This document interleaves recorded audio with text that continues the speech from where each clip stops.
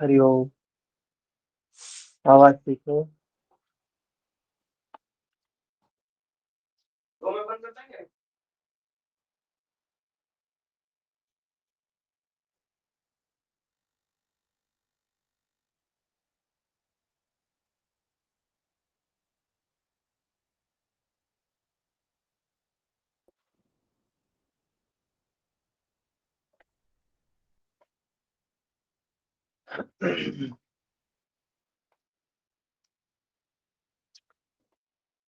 तो हम लोग पीछे कुछ श्लोक याद कर रहे थे। आप लोग भी कर रहे होंगे। और बहुत जरूरी है श्लोक को याद रखना। श्लोक नहीं याद होंगे तो फिर हमारे लिए दिक्कत की बात।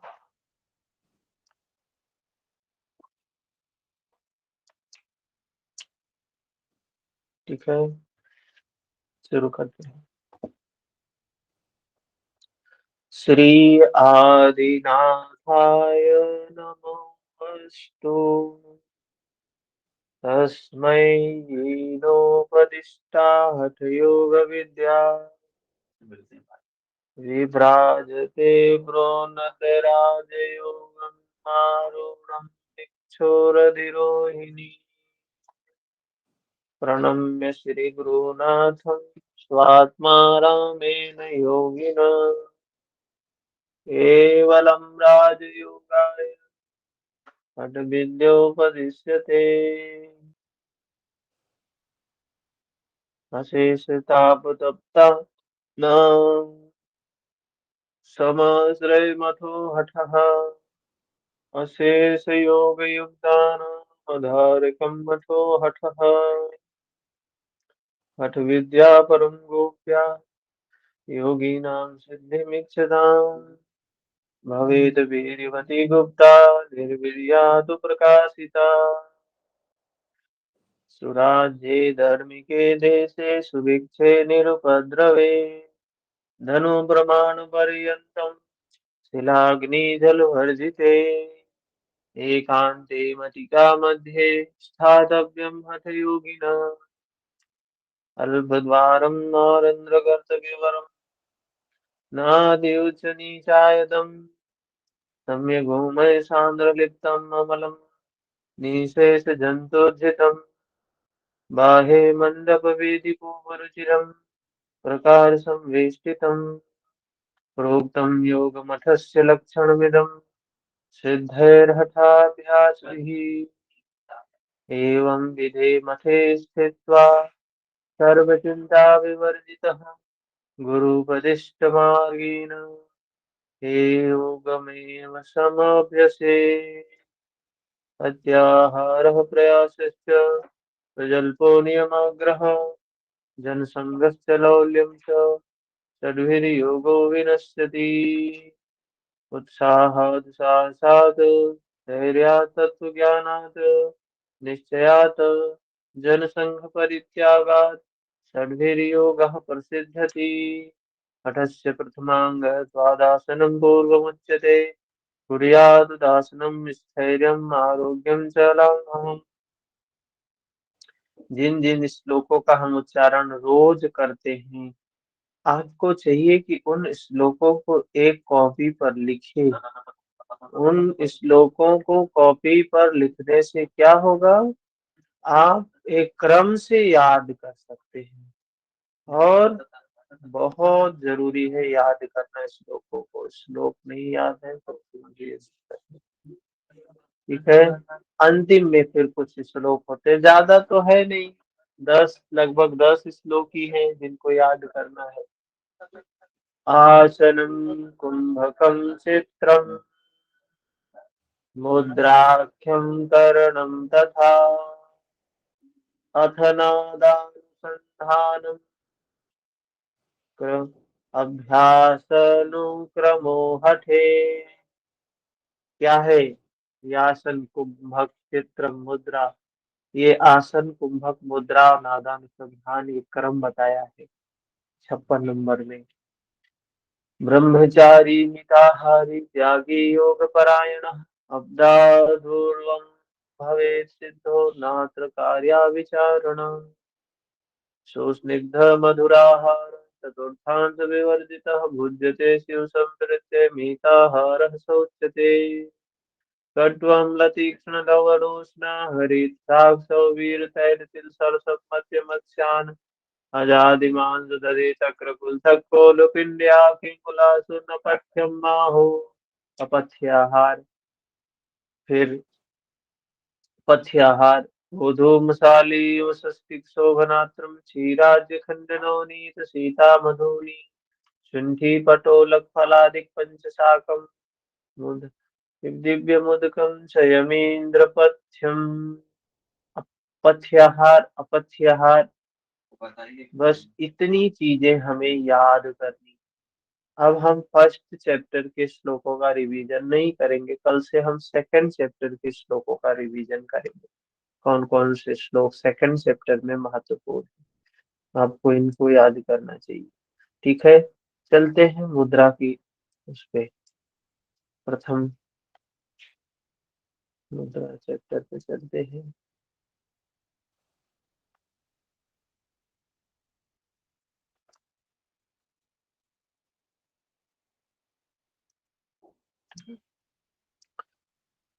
तो हम लोगों ने देखा जिस प्रकार सर्प के स्वामी शेषनाग वन सहित संपूर्ण पृथ्वी के आधार है, उसी प्रकार योग तंत्रों का आधार कुंडलिनी है, कुंडली है।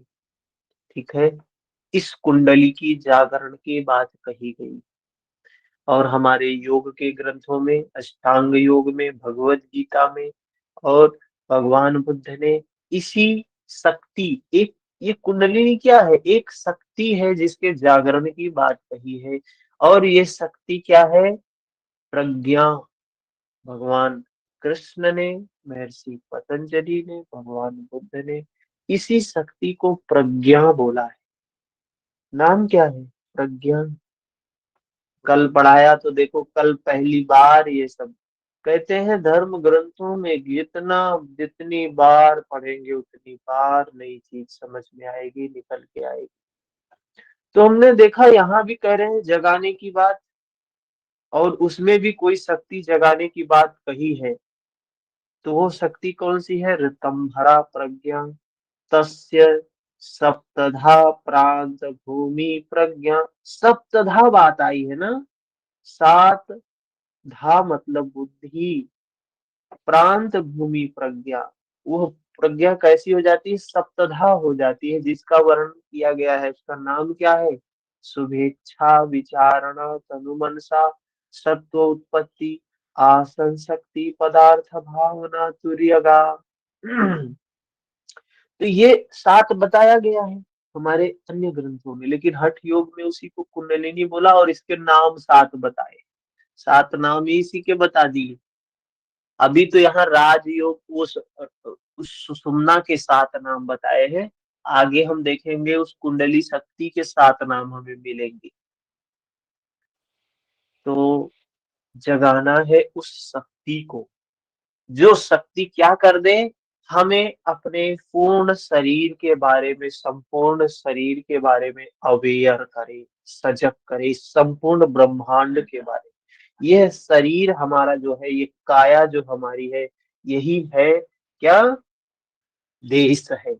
यही शरीर ही ब्रह्मांड है, यही शरीर ही विश्व है। इसी शरीर को लोक, अलग अलग नामों से इसी शरीर को बोला गया है। तो कहते हैं इस कुंडलिनी को जगाने का जो माध्यम है वो गुरु की कृपा है, गुरु की अनुग्रह से जगती है। मतलब गुरु मार्ग बताएगा तो जगेगी, और जगती भी है। तो कुंडलिनी जगने के बाद वो अनुभूति से हम चीजों को बोल सकते हैं, चीजों के बारे में बता सकते हैं। कुंडलिनी ये जानने की जो क्षमता है वो हमें देती है, ज्ञान करवाने की जो क्षमता है। अभी तो हमें ज्ञान नहीं है, अभी हम बेहोश है। अभी हम अपने आप को ज्ञानी कैसे मानते हैं, अरे हमने पढ़ा है, हम जानते हैं, सब जानते हैं। कहते हैं राग नहीं करना चाहिए, द्वेष नहीं करना चाहिए, मोह नहीं करना चाहिए, क्रोध नहीं करना चाहिए।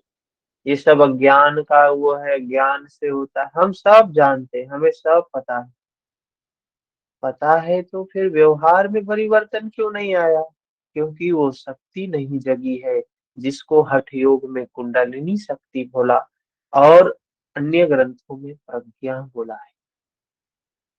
वो प्रत्यक्ष अनुभव करने वाली जो शक्ति वो जगी नहीं तो कहाँ से जानेंगे हम? कुंडलिनी शक्ति जगी नहीं तो कहाँ से जानेंगे हम? कह रहे हैं वो शक्ति जगेगी तो ग्रंथि भेदन करती हुई, चक्रों का भेदन करते हुए ऊर्ध्वगामी होती है। तब सुषुम्ना प्राण के लिए राजमार्ग के समान सुखदायी हो जाता है। जब हम उस शक्ति को जगा लेते हैं तो सुषुम्ना प्राण के लिए राजमार्ग के समान सुखदायी हो जाता है। चित्त निरालंब हो जाता है, आलंबन रहित हो जाता है, मृत्यु का भय दूर हो जाता है। सुषुम्ना के उस नाम बताए गए, सुषुम्ना, शून्य पदवी, ब्रह्मरंध्र, महापथ, शमशान, शांभवी और मध्य मार्ग, ये सुषुम्ना के सात नाम बताए गए। और इस कुंडलिनी शक्ति को, उस शक्ति को जगाने के लिए हमें इसका अभ्यास करना चाहिए। उस शक्ति को जगाने के लिए हमें अभ्यास करना चाहिए, मुद्राओं का अभ्यास करना चाहिए, प्राणायाम का अभ्यास करना चाहिए, आसन का अभ्यास करना चाहिए। वो मुद्राएं बताई गई, 10 मुद्राएं हैं। महामुद्रा महाबंधो महावेदश्च खेचरी, उड्डयन मूल बंधश्च बंधो जालंधरा विदः, करणी विपरीताख्या वज्रोली शक्ति चालनम, इदम ही मुद्रा दशकम जरा मरण नाशनम।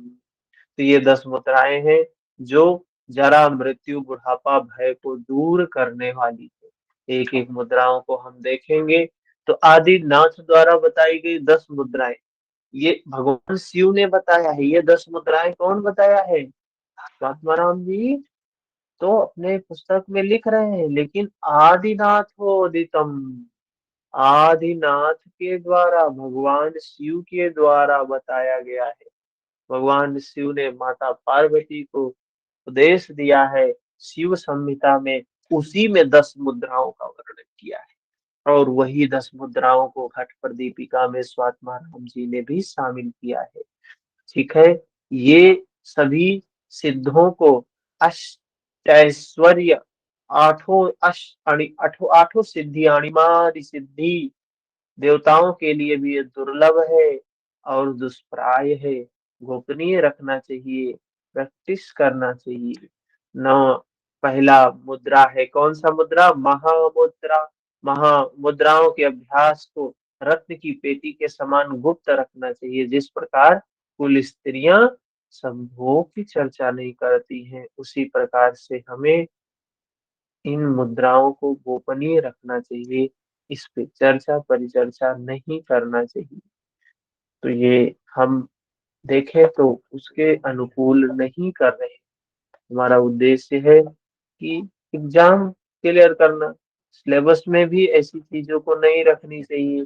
जो शास्त्र में मना किया गया है, इस तरीके से डिस्कशन नहीं करना, ऐसे नहीं करना, वाकई में देखा जाए तो योग धारण करने वाली चीज है। योग व्यवसाय की चीज नहीं है।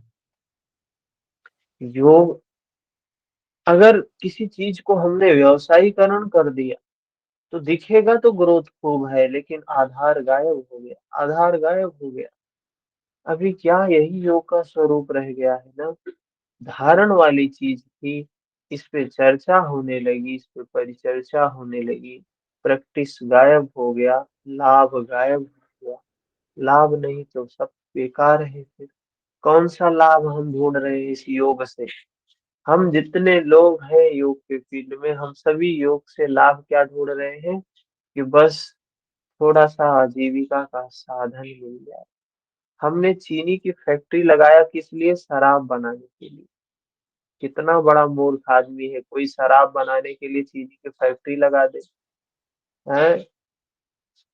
चीनी की फैक्ट्री लगाओगे तो चीनी मिलेगी, उसका मेन जो प्रोडक्ट है वो चीनी है, बाई प्रोडक्ट है शराब, वो तो आएगा ही आएगा। ऐसे योग भी है। योग का बाई प्रोडक्ट है ये धन, यश। और धन और यश के लिए हम योग के फील्ड में आए, तो उसी मूढ़ व्यक्ति के समान हम है, जैसे वो। तो ये योग की बातें हैं, इस पे सिर्फ चर्चा परिचर्चा ही नहीं, ये धारण होना चाहिए। धारण से हमारा कल्याण होगा, हमारा लाभ होगा। ठीक है। इसके बाद महामुद्रा के बारे में बताया, कैसे प्रैक्टिस करना है। बाएं पांव की एड़ी को सिवनी को दबाएं। तो एक पांव को क्या करना, सिवनी मतलब एनस और जेनिटल ऑर्गन के मिडल वार्ट में हमको एड़ी को लगाना है, और इस तरीके से दूसरे पांव को सीधा रखते हुए आगे की तरफ हमें झुकना है, जैसे पश्चिम तानासन में करते हैं। ठीक है। सिर को नीचे जितना ले जा सकते हैं सहजता पूर्वक घुटने तक ले जाने का प्रयास करते हैं। ये महामुद्रा है। महामुद्रा विधि, ये महामुद्रा है। और कंठे बंधम समारोप्य धारयेद वायु मूर्ध्वतः यथा दंडतः हतः सर्पो दंडाकारः प्रजायते। जालंधर बंध लगाकर वायु को ऊपर की ओर ले जाकर मूल बंध लगाकर कुंभक करे। यहाँ क्या करना होता है, कुंभक करना होता है। यहाँ तीनों कुंभक होता है, मूल बंध, उद्यान बंध, जालंधर बंध। देखिए, मूल बंध नीचे से लगा हुआ है। कैसे लगा हुआ है, देखिए मुद्रा और प्राणायाम में इनमें अंतर क्या है। तीनों कुंभक मुद्रा में भी लग रही है, और तीनों कुंभक वो तीनों बंध प्राणायाम में भी लग रहा है। लेकिन ये मुद्रा में तीनों बंध किस रूप में लगे, प्राणायाम में ये जो तीनों बंध लगते हैं वो इफर्ट के साथ में लगते हैं। मूल बंध में हम क्या करते हैं, कॉन्ट्रैक्ट करते हैं। लेकिन यहाँ क्या हुआ, मूल बंध में, यहाँ मूल बंध में एड़ी उस पार्ट में लगी हुई है। एक हमने एड़ी लगा के बंद कर दिया, जबरदस्ती बंद। यहाँ पे हमने एड़ी से लॉक किया है, लेकिन जब प्राणायाम करते हैं तो वहां कुछ नहीं लगाते, वहां इंटरनल मसल्स के द्वारा हम लॉक करते हैं। फिर बात आई जालंधर की। जालंधर भी देखिए, यहाँ आगे झुके हैं तो गर्दन खुद ही आगे झुकी हुई है, बंद आगे झुका हुआ है। इफर्ट बहुत ज्यादा वो नहीं है, उसमें नीचे करना होता है, लेकिन यहाँ नीचे करना, नीचे हो जाता है। फिर उड्डयन की बात, जब आगे झुके हैं तो पेट तो अंदर जाएगा ही, हल्का सा पुश करना है। तो इस प्रकार से यहाँ तीनों बंद होते हैं, तीनों बंध लगे हुए होते हैं। ये अवस्था क्या है, महामुद्रा की है। और इस मुद्रा को करने से लाभ क्या क्या बताए गए हैं, अनेकों लाभ बताए गए हैं इसके। कौन कौन से लाभ हैं इसके, तो बताया। कुंडलिनी जागृत होती है, इस मुद्रा को करने से क्या होगा, कुंडलिनी जगेगी। और आगे क्या बताते हैं, कुंडलिनी शक्ति शीघ्र ही सीधी होकर जागृत हो जाती है। दोनों नासापुटों इड़ा पिंगला की मरणावस्था कही गई। कुंडलिनी जगी तो क्या हुआ, इड़ा और पिंगला की मरणावस्था, मतलब अभी श्वास जो इड़ा और पिंगला में चल रहा है वही श्वास मध्य मार्गी हो जाएगा, और उसका जो व्यापार है वो समाप्त हो जाएगा। जो इंद्रिय गमन कर रहा है, विषयों में गमन कर रहा है, वो समाप्त हो जाएगा, वो अंतर्मुखी हो जाएगा। ठीक है। उसके बाद साधक धीरे धीरे श्वास छोड़ना चाहिए। कभी कभी वेग, कभी वेग से श्वास नहीं छोड़ना है। महासिद्धों द्वारा बताई गई ये महामुद्रा है, इसके बहुत लाभ बताए गए हैं। महाक्लेश दूर करने वाली। तो प्रश्न अब यहीं से आपका बन सकता है कि महाक्लेश को दूर करने वाली मुद्रा कौन सी है। महाक्लेश को दूर करने वाली मुद्रा कौन सी है, तो महामुद्रा। क्लेश को दूर करने वाली मुद्रा, महामुद्रा। सिर्फ एक यही मुद्रा है जो क्लेश को दूर करने वाली है। इसके बाद महासिद्धि प्रदान करने वाली मुद्रा है, महासिद्धि प्रदान करने वाली। इसके बाद दोनों पैरों से ऐसे ही करना चाहिए, हाँ, दोनों तरफ से करके फिर एक बार पूरा होता है। और जो साधक इस मुद्रा को करता है उसके लिए कुछ भी पथ्य अपथ्य नहीं रह जाता है। कोई भी चीज ऐसी नहीं है जो पचे ना। नीरस वस्तु भी रसयुक्त हो जाती है। भयानक विष को भी सहज पचा लेता है, जैसे कि वह अमृत। तो विष भी पचाने की क्षमता इससे आती है। इस मुद्रा से क्या है, विष भी पचाने की क्षमता आती है। तो महामुद्रा, विष पचाने की क्षमता। प्राणायाम में कौन सा प्राणायाम, आसन में कौन सा आसन,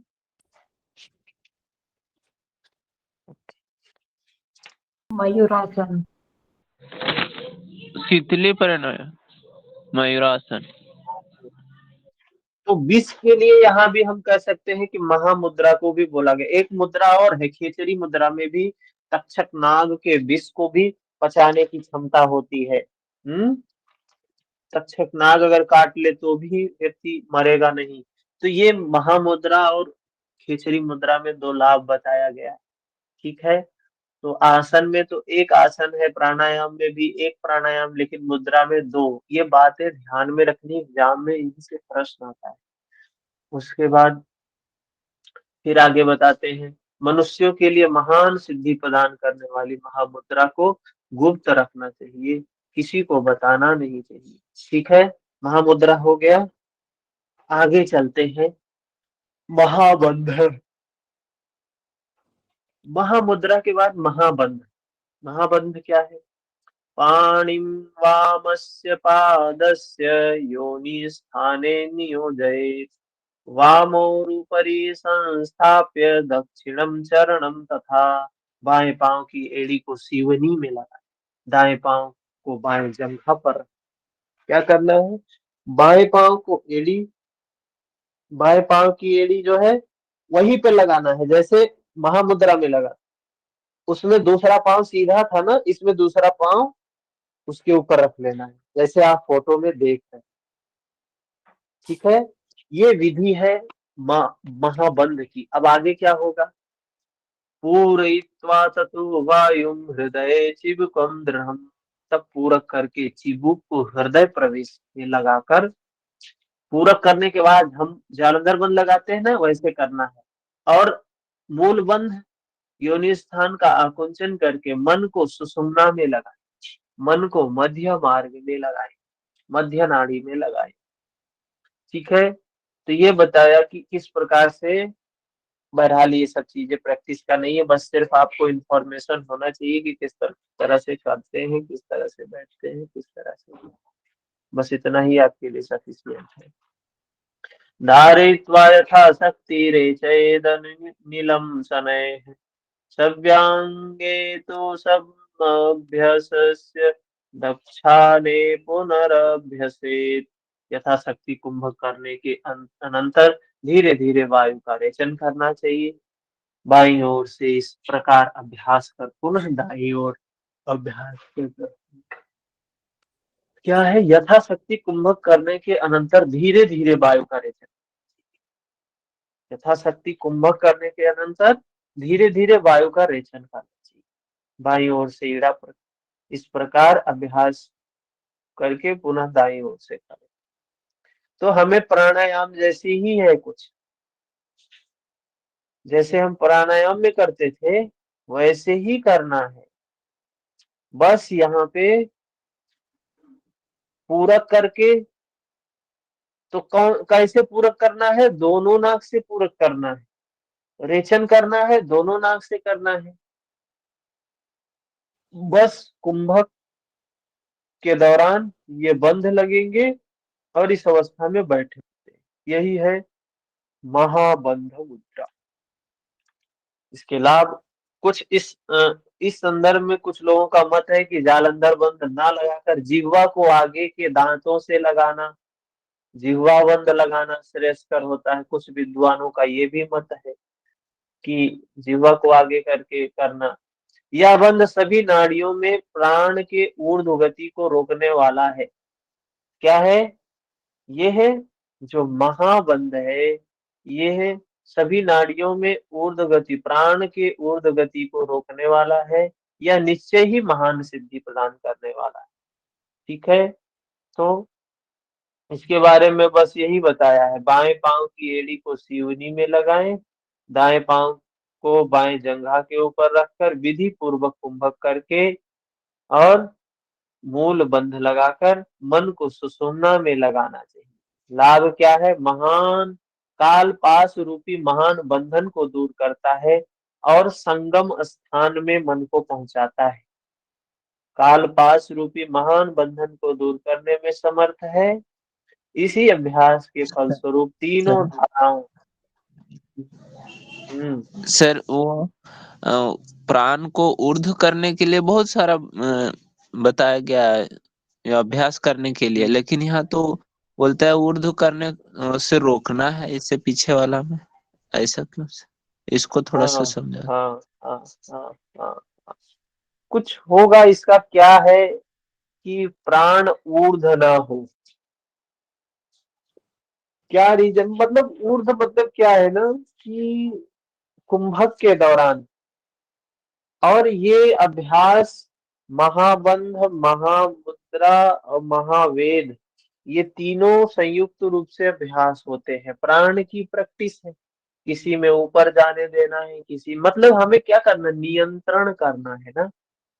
जैसे देखिए तीन शक्ति है, एक है सत्व, एक है रज, एक है तम। तो सत्व का काम है प्रकाश देना, रजो का काम है चलना, आगे बढ़ाना, और तम का काम है रोकना। तो नियंत्रण गाड़ी पे तभी है जब तीनों बराबर हैं। गाड़ी हम चला रहे हैं, पूर्ण अवेयर हैं, और ब्रेक भी हमारे नियंत्रण में है, एक्सीलेटर भी हमारे नियंत्रण में। तो ऊपर भी जाएगा या नहीं जाएगा वो हमारे नियंत्रण में। तो प्राण को नियंत्रण में करना है तो महामुद्रा जैसे कहती है कि ये ऊपर में ऊर्ध्वगामी करेगा, सुषुम्ना वाही होगा। लेकिन महाबंध क्या करेगा? ये ब्रेक का काम करेगा। महाबंध का अभ्यास करोगे तो प्राण को नीचे रोकने में समर्थ हो जाओगे। हमें प्राण पर विजय प्राप्त करनी है ना, प्राण पर नियंत्रण प्राप्त करनी है ना। तो नियंत्रण का मतलब यही नहीं है कि ऊर्ध्वगामी ही बनाना। नियंत्रण का मतलब है जहां जब जैसे चाहे तहां तब तैसे रोक ले। इसलिए बताया महामुद्रा, महाबंध। बंध है ना, बांधना है इसको ना। बांधना मतलब बंध, बांध लगाना है, ऊपर नहीं जाने देगा ये। तो प्रश्न आ सकता है, अच्छा प्रश्न था अशोक जी का, कि प्रश्न आ सकता है कि ऊपर प्राण को ऊर्ध्वगामी करने से रोकने वाला बंध कौन सा है, मुद्रा कौन सी है? तो महाबंध मुद्रा। ठीक है, महाबंध काल पाश रूपी महान बंधन को दूर करने में समर्थ होता है। तीनों धाराओं या पिंगला सुषुम्ना का संगम होता है। जब बहने नहीं देगा, कहीं जाने नहीं देगा, मन केदार, वह अंतर आकाश या महाकाश जो दोनों भावों के बीच में है, जिसे शिव स्थान भी कहा जाता है, में पहुंच जाता है। मन कहाँ पहुंच जाता है? उस शून्य अवस्था में पहुंच जाता है मन। ठीक है, रूप लावण्य संपन्ना यथा स्त्री पुरुषम विना, महामुद्रा महाबंधो निष्ठो वेद वर्जिते। क्या कह रहे हैं? जिस प्रकार रूप लावण्य यौवन संपन्ना सुंदरी स्त्री पुरुष के बिना फलहीन है, जिस प्रकार वृत्तियां चित्त के बिना फलहीन है। अगर वृत्ति का निरोध कर दो, कोई फल नहीं मिलेगा, बेकार हो गया। योग क्या है? चित्त वृत्ति निरोध। चित्त क्या है? हमने अभी भगवत गीता में एक नया कॉन्सेप्ट मिला। चित्त की वृत्तियां, पुरुष वो चेतन है, चित्त जड़ है, और वृत्तियां स्त्री स्वरूप में है। ये वृत्तियों का निरोध करना है। ये वृत्तियों का निरोध करना है, योग है यही। और वृत्तियां का निरोध हो गया तो कितना भी अच्छा हो तो बेकार है। योगी के लिए आसक्ति नहीं है ना। तो कह रहे हैं जिस प्रकार यौवन संपन्न, ये उदाहरण दे रहे हैं कि सुंदर स्त्री कितनी सुंदर हो, अगर पति नहीं है, पुरुष नहीं है उसके साथ, तो बेकार है। हाँ, कितनी सुंदर स्त्री हो, अगर उसका पति उसके साथ में नहीं रहता है, उसका पति नहीं है, तो फल रहित है, बेकार है।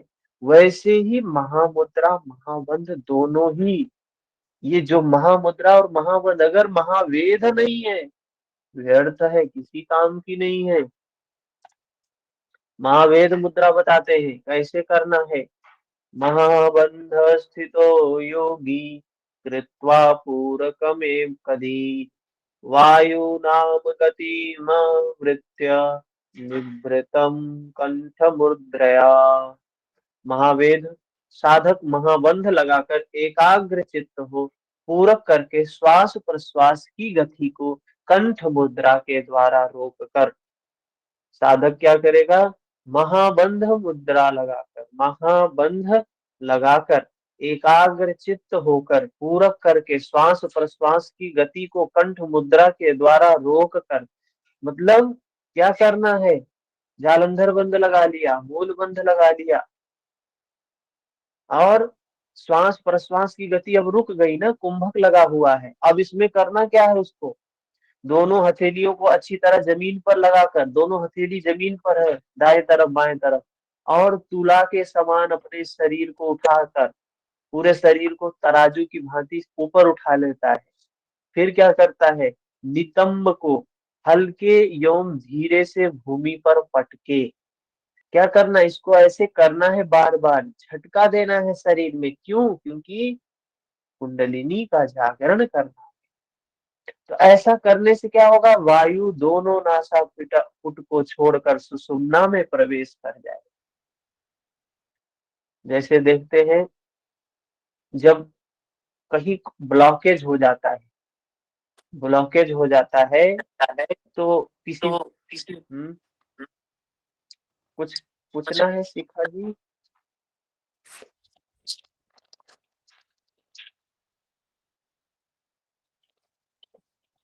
तो क्या करते हैं, शिखा जी माइक बंद कर ले, अगर कुछ पूछना है तो बताए। जी जी जी। तो क्या करते हैं, अगर मान लीजिए कहीं कोई पाइप ब्लॉक हो गई, तो हम उसको, ऐसे तो खुलता नहीं है, पानी डाल देने से ब्लॉकेज हो गया है तो उसपे फोर्स लगाना पड़ता है। तो इस प्रकार से एक है, एक पद्धति कि वो सुषुम्ना नाड़ी बंद है, इड़ा पिंगला से प्राण जा रहा है, आ रहा है, सुषुम्ना को खोलना है, तो क्या करो, पहले प्राण से ही खुलेगा। प्राण के साथ अगर हम बाहर से कुछ कर सकते हैं तो ये तमाम प्रकार की मुद्राएं हैं, इनको कर सकते हैं, तमाम प्रकार के आसन है, प्राणायाम है, इनको कर सकते हैं। तो इस प्रकार से बताया कि इस अवस्था में हमें कुंभक करके क्या करना है, झटका देना है, तो हो सकता है कि हमारी प्राण उस सुषुम्ना नाड़ी में प्रवेश कर जाए, वायु दोनों नासापुटों की को छोड़कर सुषुम्ना में गतिशील हो सकती है। ठीक है। इसके बाद सोम सूर्याग्नि संबंधो जायते चामृताय वे मृतावस्था समुत्पन्ना ततो वायुम विरेचयेत। इड़ा पिंगला सुषुम्ना के स्पंदन जब आपस में परस्पर मिलते हैं तब अवश्य ही अमृत की प्राप्ति होती है। इड़ा पिंगला से प्राण संचार के अभाव में फलस्वरूप मृतावस्था की स्थिति उत्पन्न होती है। इसके अनंतर वायु का रेचन करना चाहिए, इसके अनंतर वायु का रेचन करना चाहिए। ठीक है। तो ये बताया कि इस प्रकार से हमें इस प्राणायाम का, इस मुद्रा का, महावेद मुद्रा का अभ्यास करना है। किस प्रकार से ये लाभकारी है। 29 नंबर महावेद हो महावेदो अयम अभ्यास महासिद्धिप्रदायकः वलित फलितवेपनम् सेव्यते साधकोत्तमे। इस महावेद के अभ्यास से साधक को महान लाभ की प्राप्ति होती है। साधक को क्या होता है? महान लाभ की प्राप्ति होती है। क्या है? वलित और फलित। वलित फलित, यह झुर्री, बाल पकना तथा कंपन को दूर करना, ये वलित और फलित ये समाप्त होता है। जैसे झुर्री हो रही है, स्किन हमारी, बाल पक रहा है, कंपन हो रहा है शरीर में, हाथों में, तो इस मुद्रा का अभ्यास करने से वो रोग समाप्त होता है। महावेद मुद्रा का अभ्यास करने से रोग समाप्त होता है। लेकिन जरूरी नहीं है कि अब जिसका बाल पक रहा है वो यही काम शुरू कर दे। इसके पहले भी कुछ बताया है, आसन बताया, इसके पहले भी बताया है, आहार बताया है, इसके पहले भी कुछ बताया है, स्थान बताया है, कुटिया बताया है, आहार बताया है, विहार बताया है, उसके बाद आसन बताया है, नाड़ी शोधन बताया है, प्राणायाम बताया है, शुद्धि क्रिया बताया है। फिर यहाँ आने की बात, अब हम कहें अरे महावेद से तो ऐसे लिखा है जिसके शरीर में कंपन हो इसको करे, मिलेगा लाभ, ऐसा नहीं है कि नहीं मिलेगा, लेकिन 100% नहीं मिलेगा, 10-15% मिलेगा। ठीक है, तो सब सीक्वेंस से बताया है, करना सीक्वेंस से है। मुद्रा कोई सीधा चल के बता दिया अरे हमारी झुर्री पड़ना शुरू हो गया है, बाल सफेद हो रहा है, और आत्माराम जी ने तो बताया ही है कि ये होगा, तो चलो महावेद ही किया जाए, कुछ नहीं मिलेगा। इसलिए गुरु उपदिष्ट मार्गेण, योग में उतरना जरूरी है, पानी में तैरना जरूरी है, कल्याण तब होगा। एतत्त्रयम् महागुह्यम् जरा मृत्यु विनाशनम् वह्नि वृद्धि करम चैव हिणीमादि गुणप्रदम्। तीनों मुद्राएं, महामुद्रा, महावंद, महावेद, अत्यंत गुप्त रखने चाहिए। बुढ़ापा मृत्यु को दूर करते हैं, जठराग्नि प्रदीप्त करते हैं, अणिमादि सिद्धियों को प्रदान करते हैं। प्राप्त बात करने से कुछ नहीं होगा, अभ्यास करने से होगा। एक बार की घटना है, एक प्रोफेसर साहब एक नाव में यात्रा कर, सुनाया था हमने पहले भी शायद। प्रोफेसर साहब नाव में यात्रा कर रहे थे, तो क्या करना है, प्रोफेसर साहब है तो लेक्चर तो देना ही है, जहां भी रहते हैं लेक्चर देते हैं, तो नाव में भी लेक्चर दे रहे थे। एक नाविक था, बेचारा बड़ा सीधा साधा, भोला भाला, बूढ़ा आदमी, नाविक है, पढ़ा लिखा नहीं है। हम्म, तो क्या करता है कि वो भी दरवाजे के कोने से उनकी बातों को खड़ा होके सुनता है।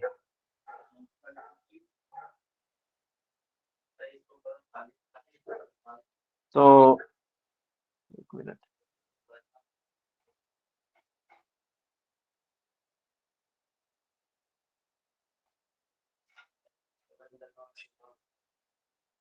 तो उनकी बातों को सुन रहा होता है बेचारा, तो सोचता है कि बड़े बड़े ज्ञानी आदमी हमारी नाव में बैठे हैं, हम तो धन्य हो गए। सुनता रहता है, तो बाद में वो प्रोफेसर साहब बुलाते हैं, सुनो सुनो बूढ़े इधर आओ। आता है, जी हुजूर बताइए। तो कहते हैं तुमने ये एक, एक शास्त्र होता है, पूरे जीव जगत का, जीव मंडल का एक शास्त्र होता है, क्या बोलते हैं उसको, जीव मंडल का जो शास्त्र होता है, वनस्पति शास्त्र या हैं? नहीं, जीव जीव मंडल। उसने पूछा बायोलॉजी, क्या बायोलॉजी पढ़ा है तुमने? ने कहा नहीं, हम तो कुछ भी नहीं पढ़े, काला जीव अक्षर विज्ञान। भैंस बराबर। हाँ जीव विज्ञान। तो हाँ, बायोलॉजी हमने कहाँ पढ़ा, हम तो कभी स्कूल भी नहीं गए। काला अक्षर भैंस बराबर। तो कहते तुमने तो अपनी जिंदगी बर्बाद कर दी, मनुष्य शरीर पाकर तुमने 1/4 25% जिंदगी तो ऐसे ही बर्बाद कर दी। बेचारा दुखी होता है, इतना बड़ा प्रोफेसर इतनी बड़ी बात कह रहा है, हो सकता है। दूसरे दिन फिर उसके केबिन में जाके वो उसकी बातों को सुन रहा था, फिर बुलाया तो फिर पूछता है कि तुमने कोई नेचर का साइंस होता है, क्या बोलते हैं नेचर साइंस को, एक हवा का, एक पानी का, ये जो एनवायरमेंट। वातावरण है, हाँ उसको कुछ कोई लॉजी एनवायरमेंट उसको भी बोलते हैं। हाँ उसको कोई लॉजी उसको भी बोलते हैं। तो पूछते हैं कि क्या नहीं तुमने वो पढ़ा है? कहता है नहीं नहीं, हमने कहा। तो कहे तुम इस वातावरण में रह रहे हो, इस प्रकृति में रह रहे हो, तुम्हें पृथ्वी के बारे में नहीं पढ़ा है, तुमने पानी के बारे में नहीं पढ़ा, तुमने वायु के बारे में नहीं पढ़ा, तुमने अपना आधा जीवन बिता दिया। बेचारा दुखी होता है, सोचता है सच में हमने अपना जीवन बर्बाद कर दिया। तीसरे दिन फिर वही, तुमने ये एक समुद्र शास्त्र का होता है, एक अपना समुद्र का एक अपना साइंस होता है, समुद्र का एक अपना साइंस होता है, तो क्या तुमने वो पढ़ा है? तो बोलता है हमने तो कुछ भी नहीं पढ़ा है, पहले भी आपको बताया कुछ भी नहीं पढ़ा। तो प्रोफेसर साहब कहते आपने 3/4 आपने जिंदगी बर्बाद कर दी। 3/4 आपने, तो उसको लगता है भाई इतना बड़ा प्रोफेसर हमें ये बोल रहा है, तो सच में हमने 3/4 जिंदगी बर्बाद कर दी। दुखी होता है बेचारा कि हम मनुष्य शरीर पाके इन सब चीजों के बारे में जान ही नहीं पाए। चौथे दिन प्रोफेसर की बारी, उसकी बारी, नाविक की बारी, दौड़ते दौड़ते आता है, दौड़ते दौड़ते आता है। प्रोफेसर साहब, प्रोफेसर साहब, हाँ। कहता है स्विमोलॉजी पढ़ा है आपने? तो कहते ये क्या होता है? अरे तैरना आता है कि नहीं आता है आपको? कहे नहीं भाई, तैरना तो नहीं आता है।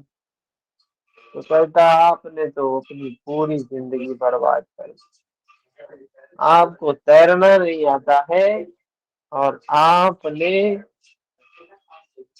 ये दुनिया भर की लॉजी पढ़ ली, किस काम की? ये नाव डूबने वाली है, इसको टक्कर लगी हुई है, कुछ देर में ये नाव डूब जाएगी। जिसको तैरना आता है वो दिखाई दे रहा है, एक द्वीप दिखाई दे रहा है, जिसको तैरना आता है वो बच जाएगा।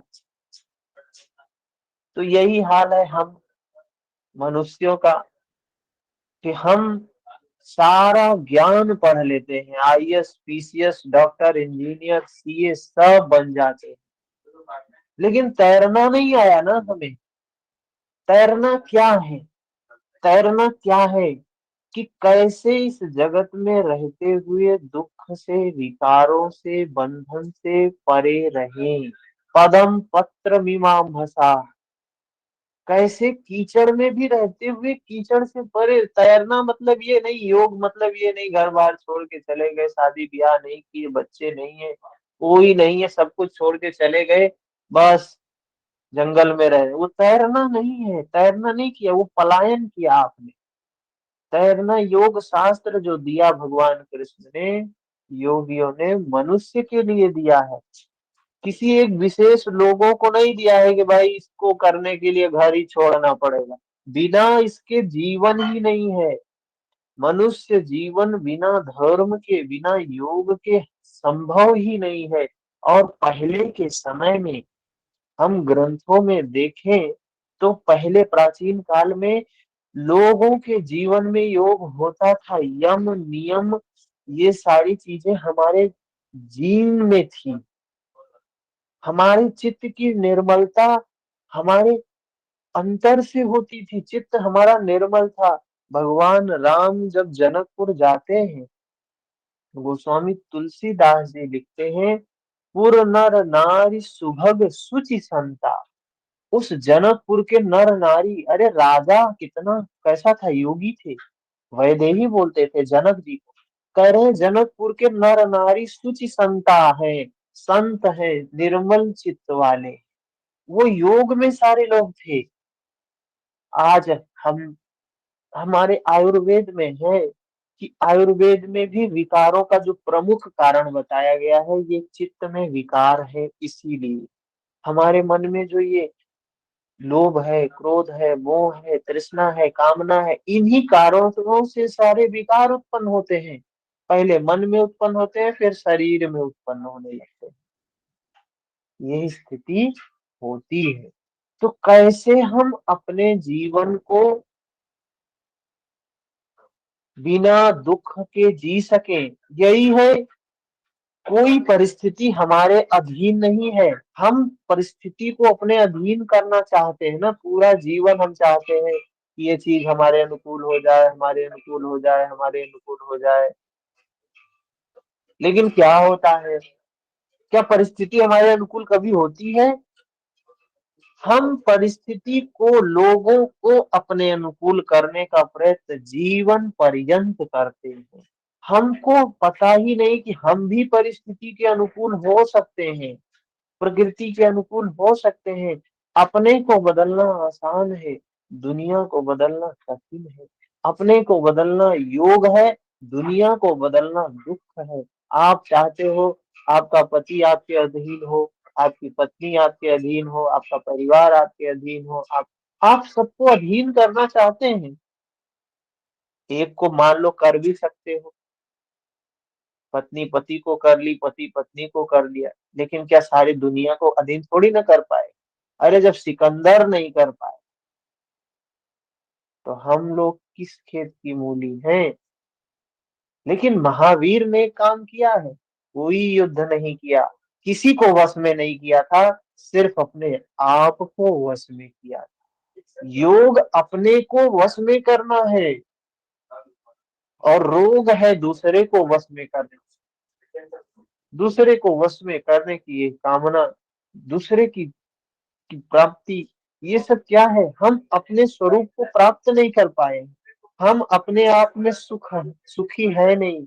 हम अपने आप में व्याकुल है, अपने आप में दुखी है। दूसरे से क्या प्राप्त कर सकते हैं? दूसरे को क्या? तो योग पूर्ण रूप से जीने की अवस्था है। योग पूर्ण रूप से धारण करने की बात है। सिर्फ बात करने से कुछ नहीं होगा। हम पीएचडी भी कर लें, जेआरएफ भी निकल जाए, हम क्लास तो सिर्फ इसी उद्देश्य से लेते हैं कि योग का शुद्ध स्वरूप हमारी जो नई जनरेशन है उसके सामने जाए। और ये तो मैं विश्वास से कहता हूँ कि योग को धारण करके देखिए, उसके बाद पता चलेगा क्या लाभ है इसका, कितना आनंद है जीवन में। योग दिखावा नहीं है, बिल्कुल दिखावा नहीं है, किसी भी प्रकार का दिखावा नहीं है योग। जहां दिखावा हुआ, योग खत्म हुआ। योग दिखाने वाली चीज नहीं है, योग परिवर्तन है। परिवर्तन है, वो दिखता है, स्वतः ही दिखता है, अरे व्यक्ति में तो परिवर्तन हो रहा है। क्यों हो रहा है ये परिवर्तन? लोग जानना चाहते हैं परिवर्तन क्यों हो रहा है।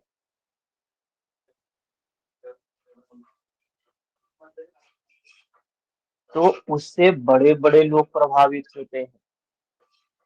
ये ईगो की बात नहीं है। हमारे आपने इसी क्लास में, भगवत गीता की क्लास में, ऐसे ऐसे हमारे जो गाइड हैं वो भी आते हैं क्लास में। इस क्लास में, आपकी क्लास में, भगवत गीता की क्लास में इतना प्रभावित होते हैं। क्या व्यवहार देकर, आपका व्यवहार लोगों में परिवर्तन लाने लगता है। आपको कहना नहीं पड़ता है, आपको बताना नहीं पड़ता है क्या हो रहा है, कैसे हो रहा है। हम क्या हैं, हम क्या क्या नहीं है, ये बताने की जरूरत नहीं पड़ती। बस धारण करो कि प्रकाश ही प्रकाश, प्रकाश ही प्रकाश, परिवर्तन ही परिवर्तन। कितने लोग ही पीएचडी में दौड़ते दौड़ते भागते भागते परेशान परेशान परेशान परेशान ही रहते हैं। परेशान रह के हम क्या करेंगे, दूसरों को भी परेशान, दूसरों को भी परेशान। और परेशान आदमी से कोई मिलना नहीं चाहता है, क्योंकि परेशान आदमी से मिलने के बाद परेशानी ही बढ़ने वाली है, दुख ही बढ़ने वाला है। आग को कोई हाथ में लेगा तो जलेगा ही ना, आग तो अपने आप में भी जल रही है, हाथ में भी लेगा तो जलाएगा ही जलाएगा। तो हमें खुद निर्भर करना है कि रास्ता हमारे सामने दो है, एक प्रकृति की ओर, बंधन की ओर, एक विमुक्ति की ओर, मुक्ति की ओर। किधर हम जाना चाहते हैं, हम किस रास्ते पे चलना चाहते हैं। और ये सारा खेल चित्त का है, मन का है। मन से बाहर कुछ नहीं है। मन से बाहर जो कुछ भी कर रहे हैं सब व्यर्थ है। किसी का कोई प्रश्न है तो बताएं।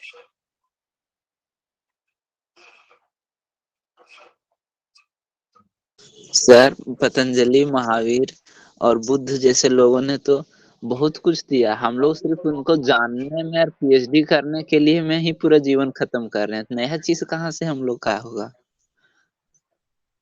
हम्म वही जो उन्होंने चीजें बताई हैं, उन्होंने तो देखिए, जब हमारा मन शुद्ध होता है ना, जब हमारा चित्त निर्मल होता है, तो हम जो काम करते हैं वो जन कल्याण के लिए काम करते हैं, लोगों का भला हो उसके लिए काम करते हैं।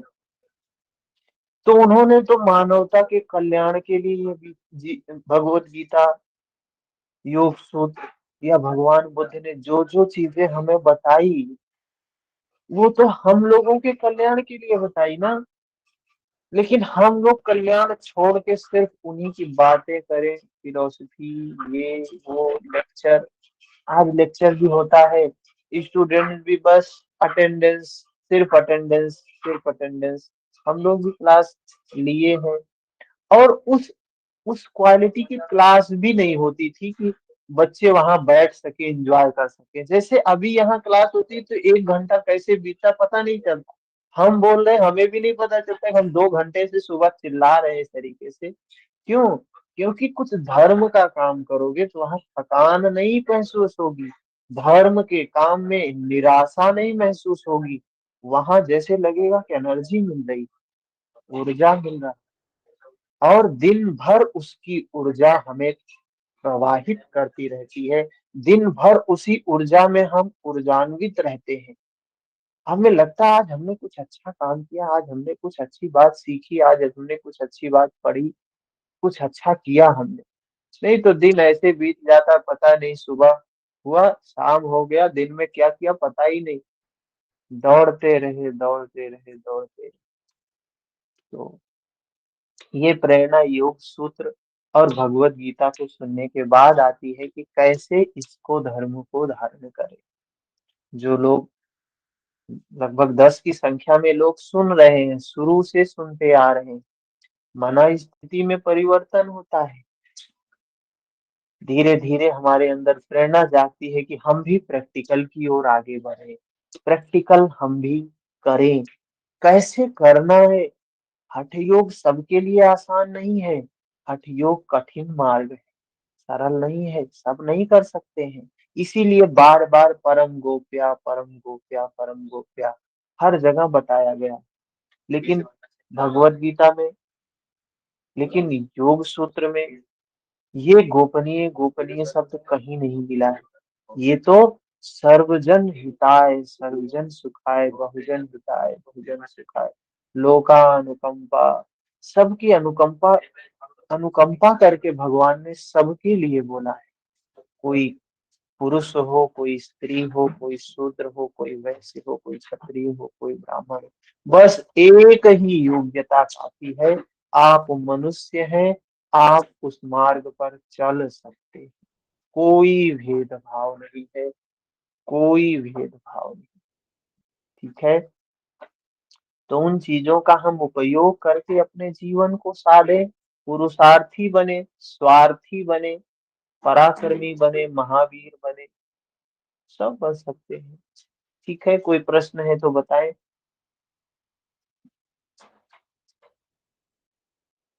तो मंडे की क्लास, कल तो संडे है, कल हमारा मेडिटेशन का शिविर होता है, तो जो है मंडे को क्लास होगी संभवतः। हाँ, मंडे को क्लास होगी सुबह में भी, और हठ प्रदीपिका की क्लास कोई और लेगा मेरी जगह पर, आपके ही बीच से कोई लेगा।